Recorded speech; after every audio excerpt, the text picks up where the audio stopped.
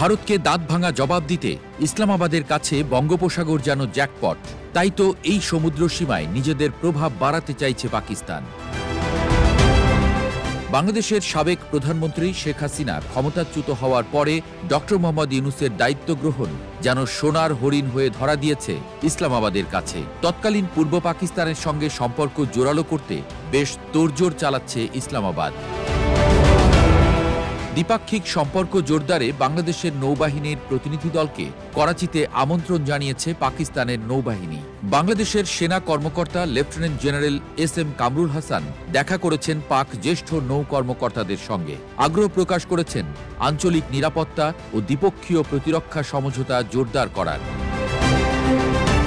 ইসলামাবাদে পাকিস্তানের সেনাপ্রধান জেনারেল আসিম মুনিরের সঙ্গে সাক্ষাৎ করেছেন বাংলাদেশি সেনা কর্মকর্তা lieutenant general S M. Kamrul Hasan. General Hasan বৈঠকে অংশ নিয়েছেন পাকিস্তানের নৌবাহিনী commander rear admiral Abdul Munim, commander rear admiral Faisal Amin ও করাচি শিপইয়ার্ডের ব্যবস্থাপনা পরিচালক সালমান ইলিয়াসের সঙ্গে। পাকিস্তান নৌবাহিনীর আনুষ্ঠানিক বার্তায় বলা হয়, দুই দেশের সামরিক সমঝোতা বাড়বে। এ সময় জেনারেল হাসান পাকিস্তানের নৌজাহাজ আর ইউনিটগুলো ঘুরে দেখেন। আলোচনা হয় কিভাবে আঞ্চলিক নিরাপত্তা রক্ষা করা সম্ভব হবে। পাশাপাশি গুরুত্ব দেয়া হবে যৌথ সামরিক মহড়ায়। সেনা সদস্যদের প্রশিক্ষণের আয়োজন হবে দুই দেশেই। ভারতীয় গণমাধ্যম বলছে, বাংলাদেশের পাকিস্তান প্রীতি বাড়ছে। এটা স্পষ্ট বাংলাদেশ ভারত বিরোধী অবস্থান নিয়েছে। ভারতের মিত্র নয় এমন দেশগুলোর সঙ্গে সম্পর্ক উন্নয়ন করছে ঢাকা। পাকিস্তান সফরের আমন্ত্রণ গ্রহণ করেছেন অন্তর্বর্তী সরকারের প্রধান উপদেষ্টা ডক্টর মোহাম্মদ ইউনূস। একই সময়ে ভারত বাংলাদেশ সীমান্তে উত্তেজনা চরমে।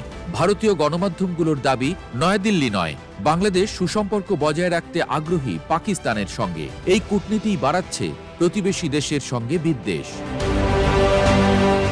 একসময় এক দেশ হয়ে থাকলেও স্বাধীনতার পর সৃষ্টি হয় বাংলাদেশ।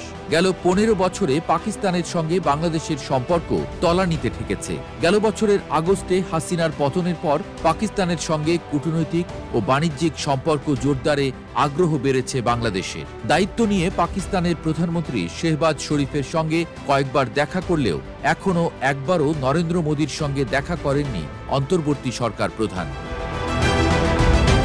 পাকিস্তানের পররাষ্ট্রমন্ত্রী ইসহাক দার আগামী মাসে বাংলাদেশ সফর করবেন বলে আশা করা হচ্ছে।